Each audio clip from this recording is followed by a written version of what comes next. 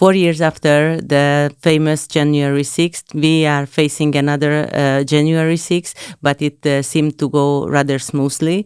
And I have the same friend, a journalist from the US, on the phone who is ready to talk about it. And we are very curious to know about the atmosphere and about how smooth it actually went. Hi there. Hi. Hi, Carolyn. Yes, well, the certification yesterday actually went really smoothly. I was surprised. Kamala Harris confirmed the electoral votes, and President Trump had the most electoral votes ever, 312. So he won in a landslide, and he is confirmed. And yes, there will be an inauguration on the 20th, but until then, we may or may not see riots and upheaval. And of course, we're all a little bit worried about that. But yesterday was peaceful, and we are all very relieved about this.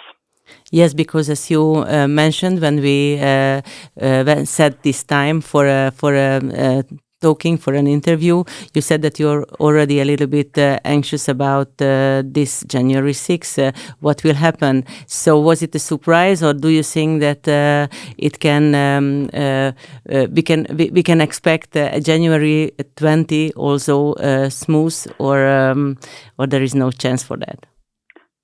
Well, I think there's a huge chance for that. I think there is a big section in the population, like Antifa, Black Lives Matter, all those people that went to riot 4 years ago, that they are going to riot again. We saw two very inexplainable terrorist attacks right on January 1st now in Las Vegas and in New Orleans.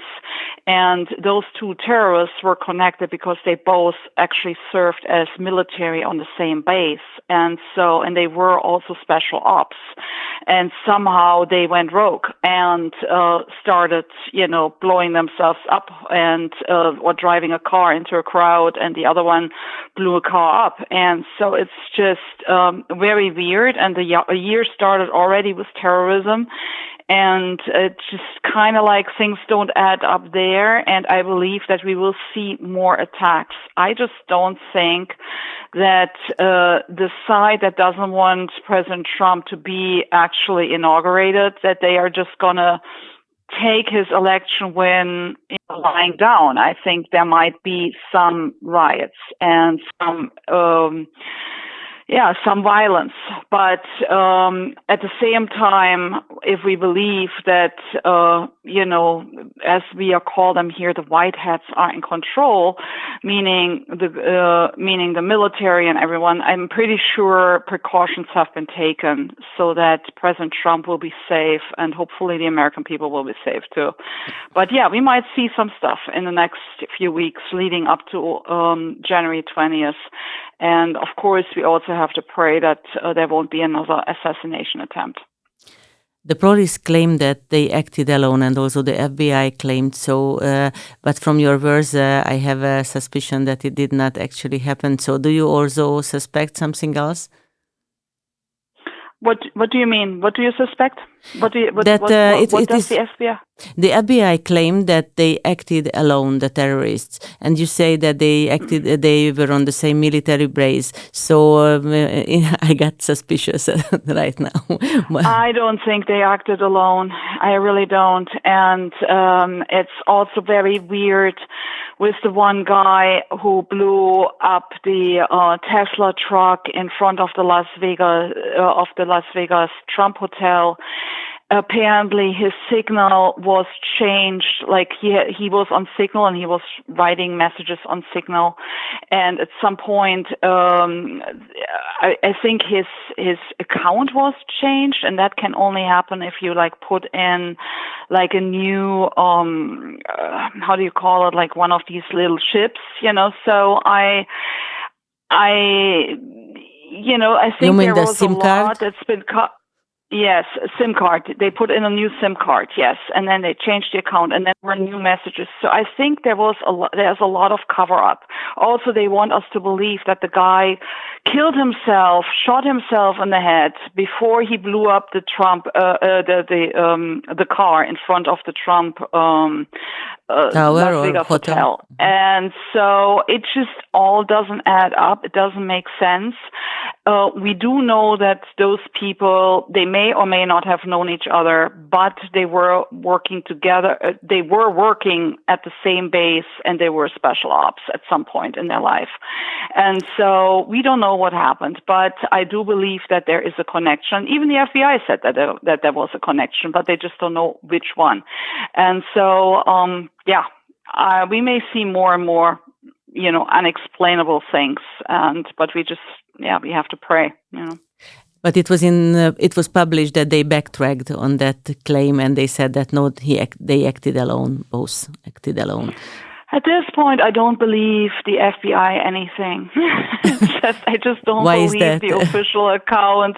Because if you look at what happened at January 6th, 4 years ago, the official account is, of course, very different from, independent filmmakers that, have completely different theories and eyewitnesses accounts and people who were there and who say something different. And also there, the facts just simply don't add up. The problem is that most people in society, they just watch the news and they don't think. They just take it at face value. And they also, even journalists, basically they just follow a narrative. And, if your network is left-leaning, guess what? Your superiors have a certain expectation of you, and they don't want you to go against the narrative, If they say Orange Man bad, Trump bad, that's what you have to basically speak in front of the camera, and you do not question. You do not do your own research and start coming up with alternative facts because you might lose your job. That's the fact of the matter. That sounds very, very sad. And what do you think, how people feel about what is going on? What is the atmosphere is like? Oh, I think the atmosphere is actually very hopeful right now. And so people are excited. They are really, really excited that President Trump might actually, be inaugurated, and he has his second term. So many people believe that the 2020 election was stolen. That may or may not be true, but everyone is happy after the past 4 years that we lived here and that were really oppressive, I would say, that, he is going to be the president in Washington again, and he's going to take the reins. Which means that despite all the media efforts, they still did not believe the narrative of the leftist media. No, absolutely not. Of course, during the election cycle, they try to paint Trump as a supremacist. I mean, they've done that for the past 8 years. They made him look, they said he's like Hitler, he's going to overthrow democracy, and so on and so forth. And of course, none of that is true. And so, I always tell my friends or anyone who wants to know, he's done a pretty good job in his first term. There's nothing for me to believe that he's not going to do a good job in his second term, So why should he all of a sudden turn into a dictator, which is not even possible because we do have a check and balances here. We have the House of Representatives. We have the Senate. So he cannot just yes, he can do some executive orders, but he can't just do them all the time. So, and there are some checks and balances. So he, of course, has won the House and the Senate. So he basically can kind of govern without really much opposition. So he can do that. But as I said, I think he's done a good job on the first term. He will do another good job. He will do a good job in his second term too. Maybe because he's got good ideas and he's got answers to all the problems that we have. Look at the border, look at the drugs, look at inflation, the economy. He's got answers. While Kamala Harris never had any answer for anything. She always just like gave you some kind of fluff answer that didn't mean anything. It didn't say anything. She just wanted to basically have a blank slate. So in case she does get elected, she could just do whatever she wants to do, and nobody can actually hold her accountable because she didn't make any promises. And the only promise she always made was like the whole abortion thing. Yeah, well, but Americans are really more concerned about like, do I have food on the table at the end of the week for my family? Can I actually survive? Can I keep my house? Do I have to work 2 jobs in order to support my family? That's what's really matters. People are also feel threatened about what's going on at the border. And I mean, the border was safe under Trump. And that was very clear. And the first thing that Biden did when he started in the White House, he started his term, was like actually scale back all of the regulations, all of the everything that actually Trump had initiated in order to keep the border safe. Biden scaled back. He reversed, and so now we have this big mess. And So it sounds like the media does put pressure on its workers, and they accuse the same thing of Trump, which he has never committed, like being a dictator.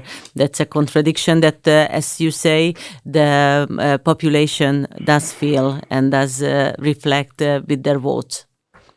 Yes. Well, you have to consider one thing, which I think a lot of people do not know. That there is literally a marriage between the media and the politicians in Washington. So the executives of the networks, ABC, CNN, NBC, the top executives, the CEOs, they are married to actually politicians and Democratic politicians in Washington. So now you can imagine what's going on at their home, and how there is a collusion.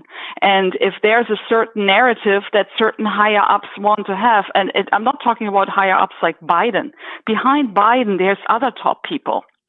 And like George Soros, Obama, all of these, what Trump always calls the deep state, people who have a lot of power. It even goes more globally. Talk World Economic Forum, and the head of that. So there is like this globalist movement, and they certainly have certain agendas that they want to have put in place.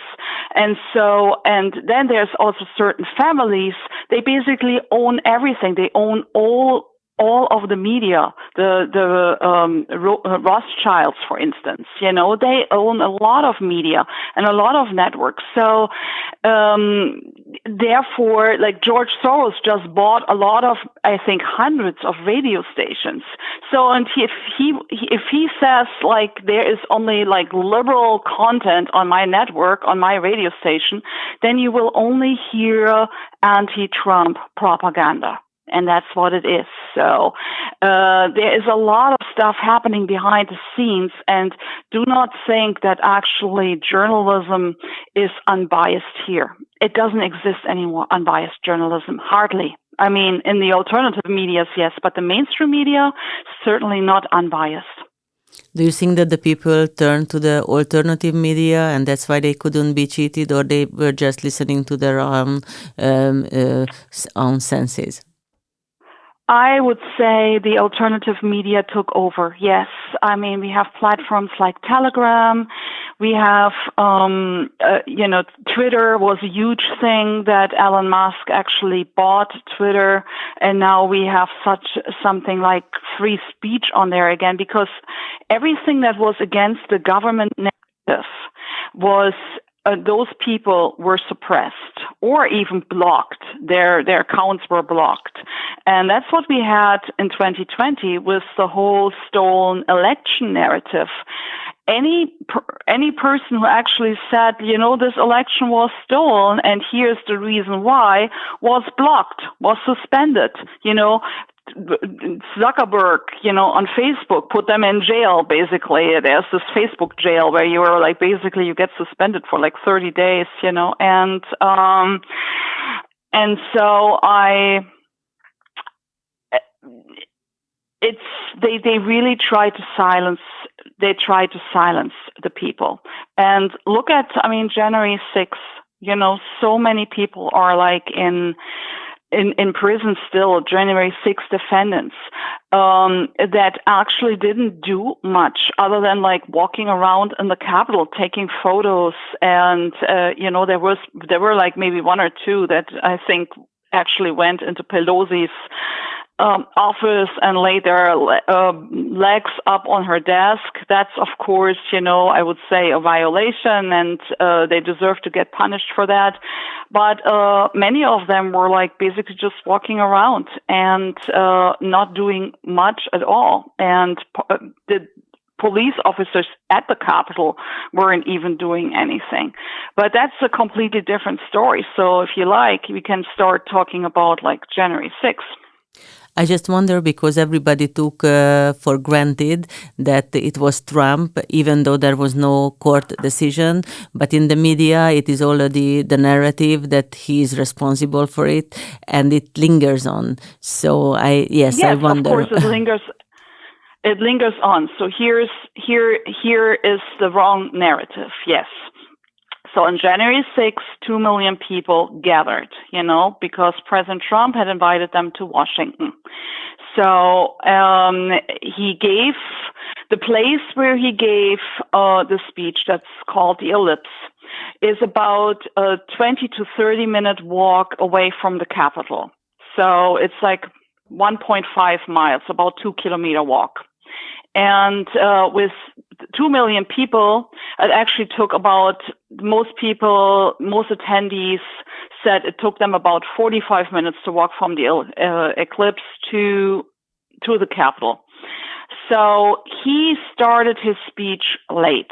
He started his speech at 11:50 a.m. and he didn't stop until 1:10 p.m. So 13:10 for the people, military time.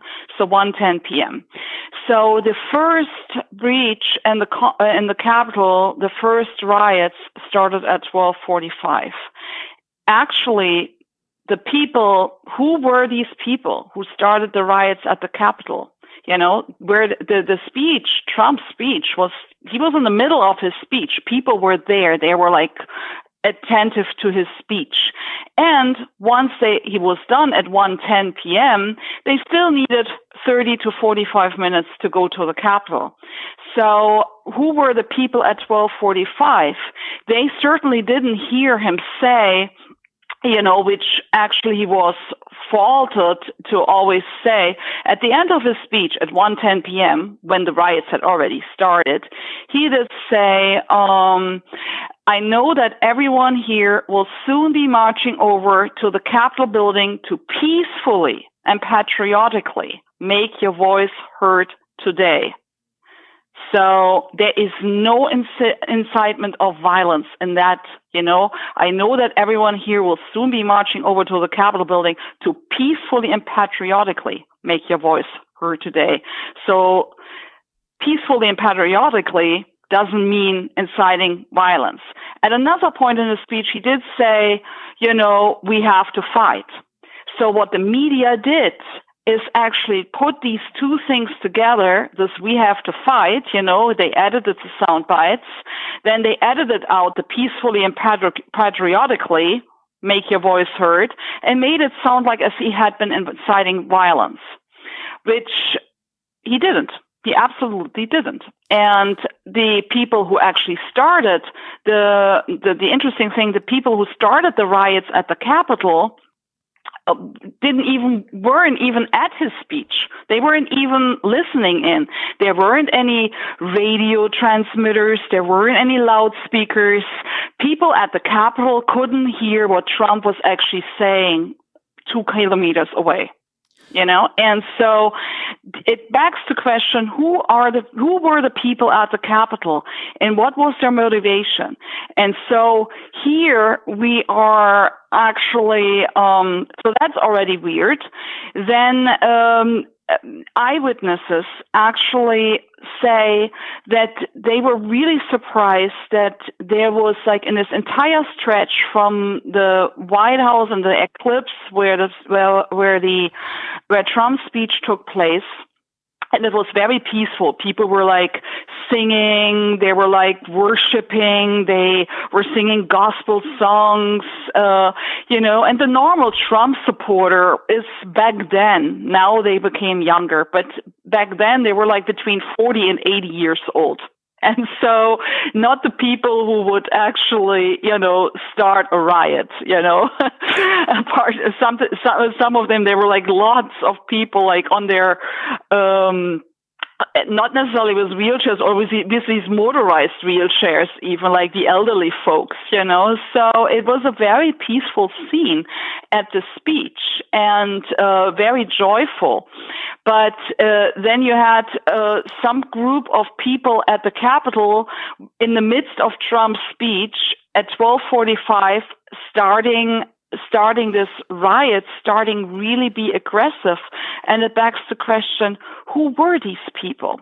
And so what we do know now is that, first of all, eyewitnesses did say they were very surprised that there was really hardly any police to be seen. I mean, you had 2 million people on the street, and there was like peaceful protesters, but there was no police, none whatsoever, except for the speech where they actually checked your bags, before you could go and gather at the place. And but then this entire 2-kilometer stretch to the Capitol, there was no police whatsoever. There were also no TV crews. I saw a documentary where they showed me the vast amount of people, and they said, but there weren't any TV crews. Nobody in the nation actually saw the peaceful protest that was going on. All what they saw later were like the riots, the aggression. And so now we have these people at the Capitol which are starting this riot at 12:45, and they're climbing walls, and they're going into the Capitol.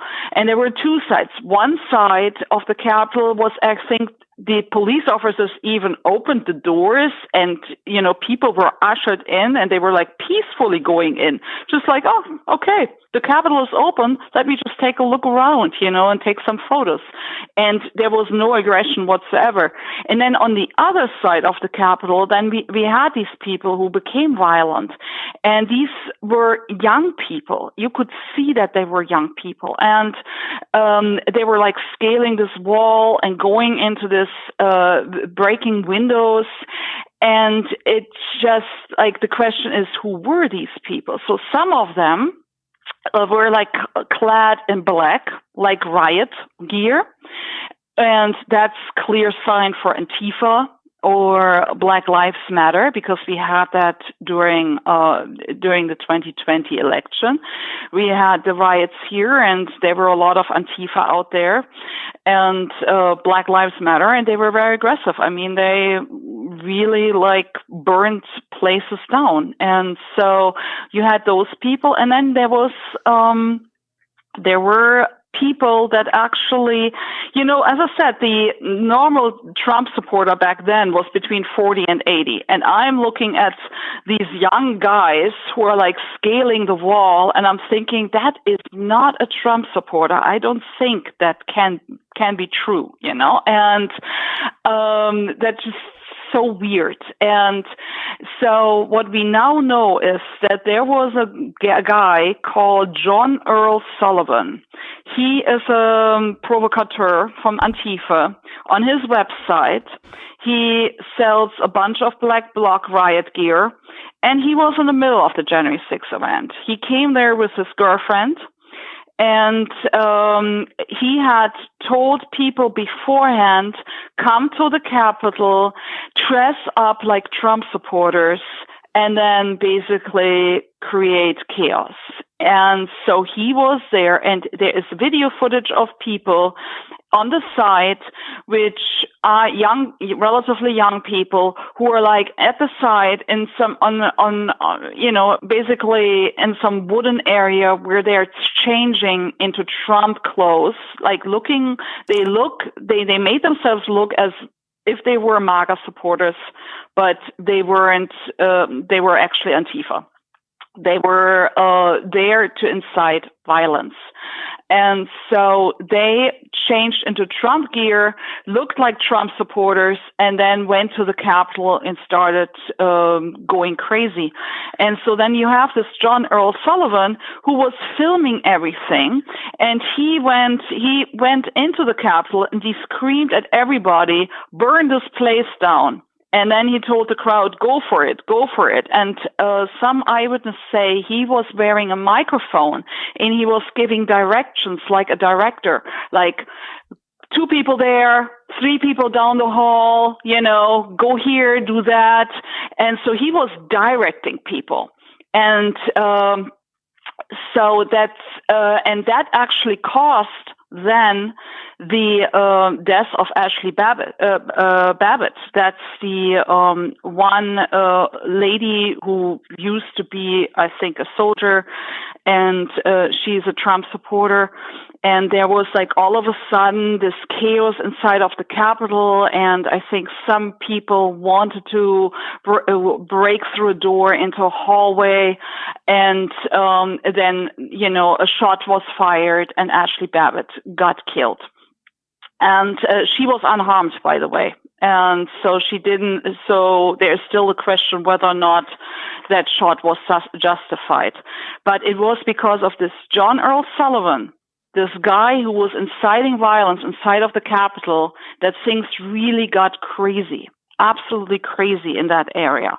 And the other people who were in the Capitol were extremely peaceful. They were just like walking within the ropes. They were taking photos even with the police officers. I saw on the documentary 2 74-year-old women. They were like invited to come in, and they were walking around, and they even asked the police officer, "Is it okay if we do this?" And he said, "Yeah, sure." Then there is this famous guy who, he looked like a shaman, with his horns and whatever. He's a Trump supporter. And he was on the floor, and he takes photos with police over there. And you're just like surprised, and you're just like wonder, yeah. And now he got arrested for what? For taking photos, And obviously the Capitol Police didn't have a problem with him being there at that point. So there are a lot of things that don't make any sense. There is also another guy called Ray Epps is his name. So allegedly a Trump supporter, but he also directed people into the Capitol and basically created and helped to create that chaos. And that's why a lot of people in the end got arrested. People got arrested just for being near the Capitol or being on the grounds of the Capitol or walking inside through open doors and just looking around and taking photos. But and they were deemed... It was normal that it was normal that people were there, so it was expected that people would, like MAGA supporters, would be around the Capitol. Of course. Mm-hmm. They opened the doors. It's the funny thing is they opened the doors of the Capitol. Would you not think if there's such a vote going on? And let's actually talk about the vote. Another thing that doesn't make sense. It's like that morning, what Trump and his supporters wanted. They wanted 10 more days for the election results to go back to the state legislators to investigate any irregularities. So only 10 days. They just said, we have a lot of proof in the swing states that pertains to election fraud. We need 10 more days for those claims to be investigated. So all we want is 10 more days. We don't want the vote to be certified today. We just want 10 more days. We want the states to do their investigation, and then we come back in 10 days, and then we certify either way. So the session had just started. I think Jim Jordan had just started giving his first speech, and in support of this change and of this delay. And that's when the whole riot started. So why would MAGA, why would President Trump and their supporters actually, cause a riot that would be counterproductive to what they wanted? Because what happened, because of the riot, the whole session got shut down. Then all of a sudden, everyone was talking about President Trump inciting violence. And then the election was actually decided for Biden. There was not even any discussion anymore. And so it just didn't make any sense. That alone doesn't make any sense. So there was a lack of motivation. Exactly. And then we have actually... we have Nancy Pelosi, who was the speaker at the time, the speaker of the Capitol, and so he, as a speaker, she is in control of the security of the Capitol, and President Trump had asked her, there will be lots of people coming to Washington. I'm expecting at least 1 million people. Should we not actually activate the National Guard to secure the Capitol, to secure everything? And she said no. She said no. But she had her own film crew, which actually is her daughter is a filmmaker. Her own daughter was actually filming everything inside. She knew what would go down. It was all planned. It was all orchestrated. That's what I believe. It's just like, why would you refuse extra security? Why would you open the doors of the Capitol for people to come in? Doesn't make any sense. If you want to protect the Capitol, you actually have a huge police presence. But the attendees said there was hardly any police out there. In that stretch from the White House to the Capitol, there was hardly any police. So, and then the TV crews only came when the riots basically started. And so it just backs the question, like, what was really going on there at that time? And things just don't add up, And then also, talk about, I told you about John Earl Sullivan, people got arrested for just walking through the Capitol taking photos. He is on tape inciting violence inside of the Capitol.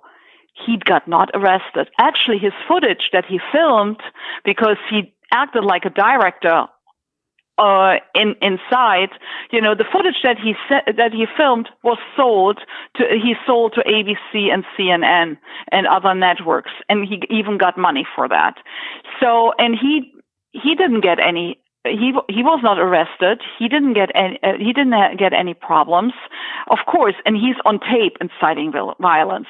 Then there's this other guy, this Ray Epps, who claimed to be a Trump supporter, but then also, was actually helping Trump supporters to basically walk into the trap and for them to get arrested. And so he is he never actually suffered any consequences for his actions.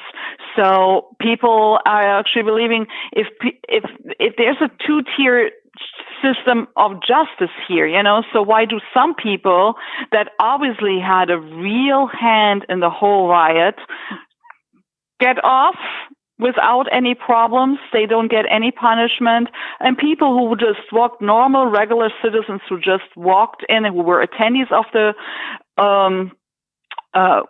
the rally and were kind of like pushed into the Capitol, because what happened, what I heard, it was like this herd cattle mentality. There were people out there, agitators, rounding up basically the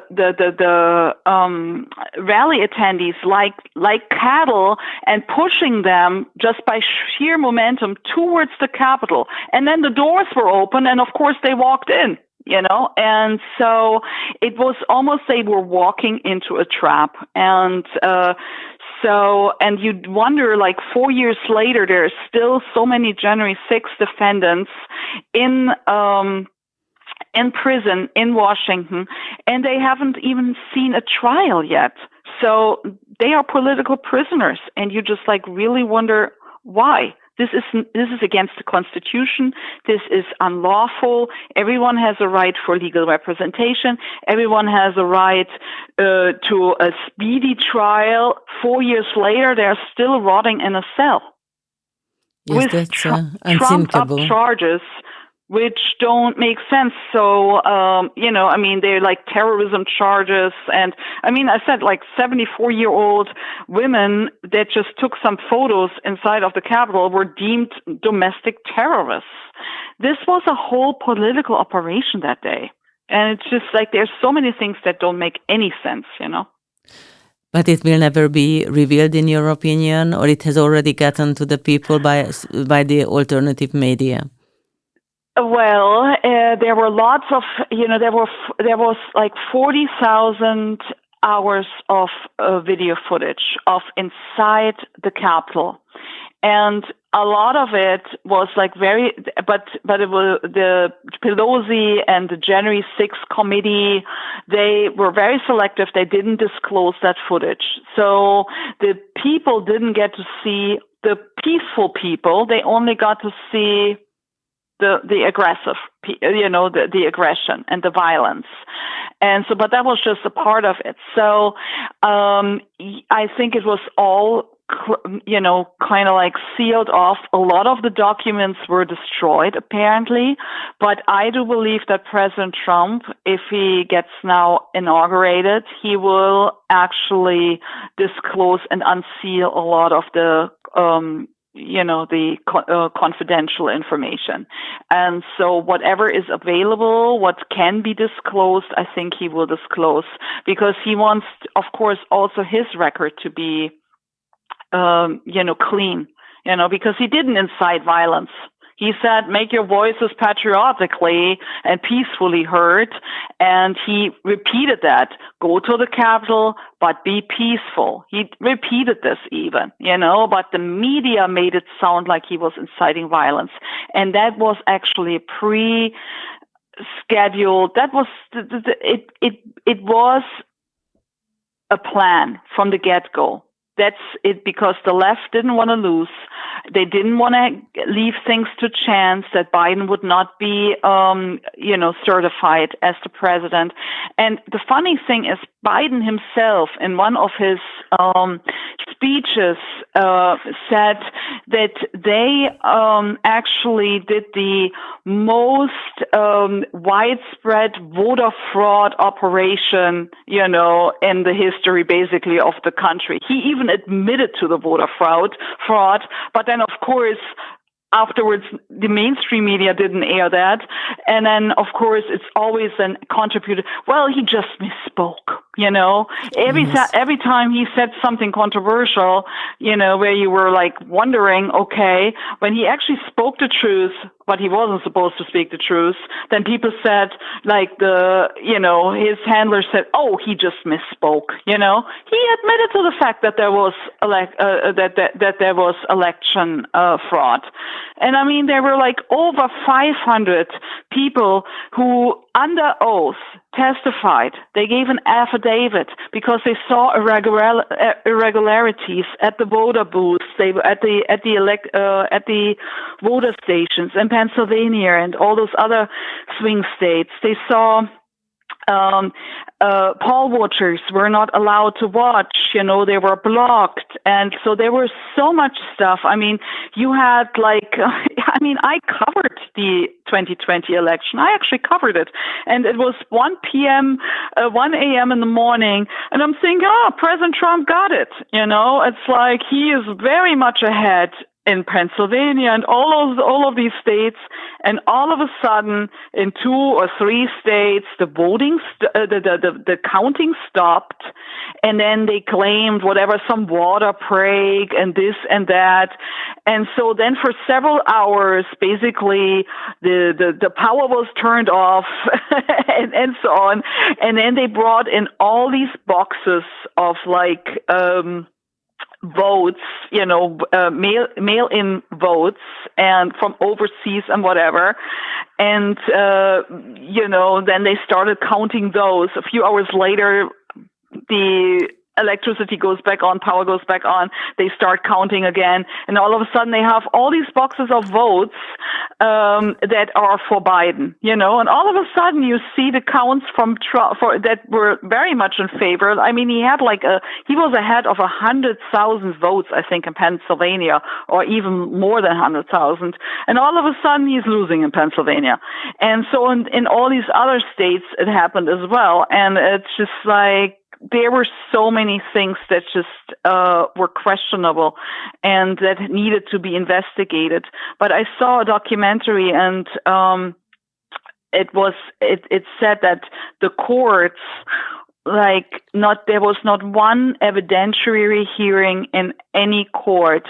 The courts basically stopped any investigation in regards to voter and election fraud right from the get-go, because I think they were under pressure. The judges were under pressure. They were afraid, and they didn't dare to go any further. But there's documentaries that actually very much explain the election fraud, and they very much and the documentaries support that President Trump actually did win the election in 2020, but then it was basically stolen from him. We do not know. I don't know what's true, but I sure do know that the events of January 6th were orchestrated. I do not believe that these were MAGA supporters that created the riot. I believe these were Antifa, these were Black Lives Matter. This was instigated, this was planned in order to disrupt the process of the certification that day, because they really, the left didn't want to leave anything to chance. They just wanted to make sure that Biden would actually go into the White House. There is another thing that can put President Trump into a difficult position. All the measures and laws that are taken to continue the war between Ukraine and Russia, and they still want to put a lot of money from the taxpayers' money in the U.S. What do you think is the effect of this on the society? Oh, it's a huge effect. I mean, and people are really mad about it. I think that contributed to his election win now, because, I mean, we gave billions to Ukraine, and billions, and we give millions to all kinds of causes. But meanwhile, we have schools here that are falling apart, and there's a lot of homeless. We have inflation. We have a big influx of immigrants. We have so many issues here in America that need to be taken care of, and the taxpayers' money and the taxpayer doesn't even have any influence on it. It's just being decided then in Congress that these things are being done. They are being sent abroad, and I mean, Ukraine makes you wonder anyway what's going on there. Really going on there. We know that there was a revolution in 2014. There was a rightfully elected, democratic elected president who was ousted. And in 2014. So, and then all of a sudden the U.S. got involved. And, there are talks about secret biolabs over there. Then we had this whole thing with Hunter Biden all of a sudden being on the board of Burisma, getting $50,000 a month for it. Can you explain to me why a lawyer and the son of the president or at that point the vice president becomes the board member of an energy company in the Ukraine? doesn't make sense to me. Why are we so heavily involved in the Ukraine? What is in it for us? And with everything, you always have to ask yourself, follow the money. Follow the money. And so, believe me, if we are paying millions and millions and billions of dollars of taxpayer money to Ukraine, there is something in it for America. There is something that America, the government, the current administration wants to protect in the Ukraine. They have certain interests there that they want to protect. And I think that's why there's also such a backlash against President Trump, because he will cut this. And he also promised from day one on, I'm going to make sure that these wars will be stopped. And we already saw Zelensky talking to President Trump. Putin has talked to President Trump. A few weeks ago, there was the talk, oh no, now Biden has started World War III, because all of a sudden Biden allowed for some long-range missiles to be fired from the Ukraine into Russia, which he gave the permission to do so, which of course you would think that Putin immediately would say, wait a second, now I'm going to retaliate. He didn't. Everyone was anticipating that he was retaliating, but he didn't, because I believe that President Trump has already been in talks with him. He's been in talks with Zelensky, and they said, listen, just wait until I'm inaugurated, and we're going to figure this mess out, and we're going to find a solution that's workable for both of you. And you need to go back to the Ukraine war. Why did it even start?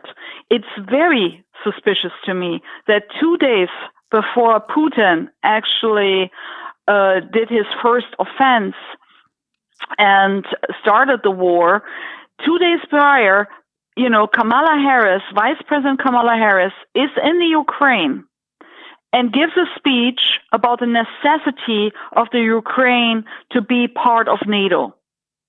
And so, basically that was just like a declaration of war. The NATO had actually committed themselves to actually stay away from the borders of Russia and not to actually go closer, and not to not for Ukraine not to be part of NATO, because the moment Ukraine is part of NATO, NATO has the permission to put nuclear weapons on the soil of Ukraine, which would be an immediate threat to Russia. I mean, of course. I'm just like, thinking of Germany, and then Austria all of a sudden has like nuclear weapons. I don't think the government of Germany would like that very much. And so this was a declaration of war. Kamala Harris going there 2 days prior and saying, no, Ukraine needs to be part of NATO. And, and all these years before, NATO actually moved with their military bases closer and closer to the Russian border. And then there was also a lot of stuff going on in Donbass and the other region where people were really suppressed, and which is majorly Russian, but they were very much suppressed and oppressed, and there was a lot of, I think, citizens over there talked about genocide, from the Ukrainian military. So there was a lot of stuff going on there already, which was an aggression towards Russia. And so, yes, of course, the moment Kamala Harris said that, Putin had to react. It was a declaration of war in a way. And so now we got to figure out how to fix this mess. And I believe President Trump has a solution. And we will see it. And I think he has already talked to, I know he has already talked to both leaders. And I think that's why they're right now relatively peaceful, waiting just for his inauguration. And then I think we will see, I actually believe that the war in Ukraine will be done within 2 months. It's going to be done. Despite all the efforts that are being made behind his back until January 20th? Well, that's the only thing.